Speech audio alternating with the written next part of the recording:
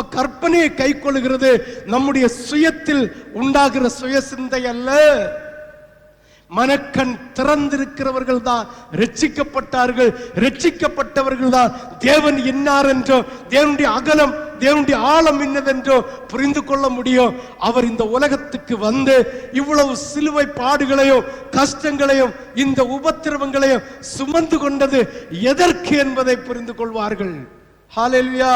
மற்றவர்களுக்கு அது புரிந்து கொள்ள முடியாது. இதய கண் திறக்காதவர்களுக்கு சோர்வுகளும் அசதிகளும் அதை குறித்த ஒரு சிந்தனையோ அதை குறித்த ஒரு யோசனையுமா இருந்து கொண்டு தங்களுடைய ஆத்துமாக்களை அழித்து விடுவார்களே தவிர தங்களுடைய ஆத்துமா ஜீவனுள்ள தேசத்தில் போய் சேரும் என்றால் நோ. ஆண்டவர் தந்திருக்கிற கற்பனை நம்முடைய சுயத்தில் நடப்பதற்காக அல்ல, நித்திய ஜீவனை பெற்றுக் கொள்கிறவர்களுக்கு